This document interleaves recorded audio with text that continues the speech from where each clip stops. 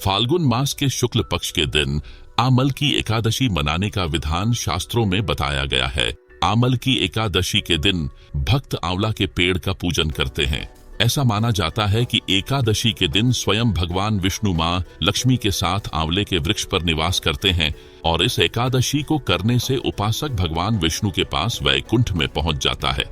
आमल की एकादशी के दिन भक्त पूरी रात जागते हैं और विष्णु सहस्र नाम आदि का पाठ करते हैं। आमल की एकादशी 20 मार्च 2024 को है और इस व्रत का पारण 21 मार्च के दिन किया जाएगा। धर्म ग्रंथों में 2 पौराणिक कथाओं का उल्लेख मिलता है।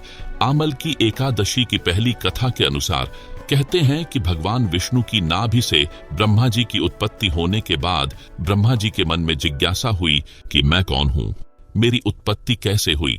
इस प्रश्न का उत्तर जानने के लिए ब्रह्मा जी ने भगवान विष्णु की तपस्या की। तपस्या से प्रसन्न होकर भगवान विष्णु जी ने ब्रह्मा जी को दर्शन दिए। विष्णु जी को सामने देखते ही ब्रह्मा जी की आंखों से आंसुओं की धारा बहने लगी। ब्रह्मा जी के आंसू भगवान विष्णु के चरणों पर गिरने लगे और उनके आंसुओं से आमल की यानी आंवले का वृक्ष उत्पन्न हुआ। तब भगवान विष्णु ने ब्रह्मा जी से कहा कि आपके आंसुओं से उत्पन्न आंवले का वृक्ष और फल मुझे अति प्रिय रहेगा। जो भी आमल की एकादशी के दिन आंवले के वृक्ष की पूजा करेगा उसके सारे पाप समाप्त हो जाएंगे और व्यक्ति को मोक्ष प्राप्ति का अधिकार होगा। तभी से आमल की एकादशी के दिन आंवले के पेड़ की पूजा की जाती है। एक अन्य कथा भी आमल की एकादशी के संदर्भ में सुनी जाती है जो इस प्रकार से है।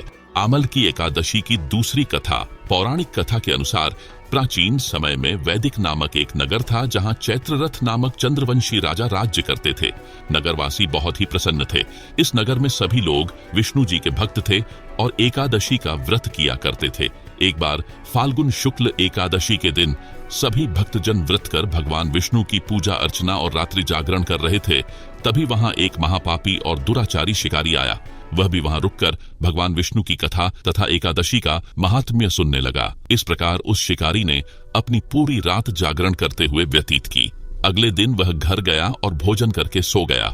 कुछ दिनों बाद ही उस बहेलिया का निधन हो गया। शिकारी के पापों के कारण उसे नरक भोगना पड़ता, लेकिन उसने अनजाने में आमलकी एकादशी व्रत कथा सुनी थी और जागरण भी किया था। इसलिए उसने राजा विदुरथ के घर जन्म लिया और उसका नाम वसुरथ रखा गया। एक दिन वसुरथ जंगल में भटक गया और एक पेड़ के नीचे सो गया। उस पर कुछ डाकुओं ने हमला कर दिया, लेकिन उनके अस्त्र शस्त्र का राजा पर कोई असर नहीं हुआ और राजा सोते रहे। जब राजा की नींद खुली तो उन्होंने पाया कि कुछ लोग जमीन पर मृत पड़े हुए हैं। उन्हें देखकर राजा समझ गए कि वह उसे मारने आए थे।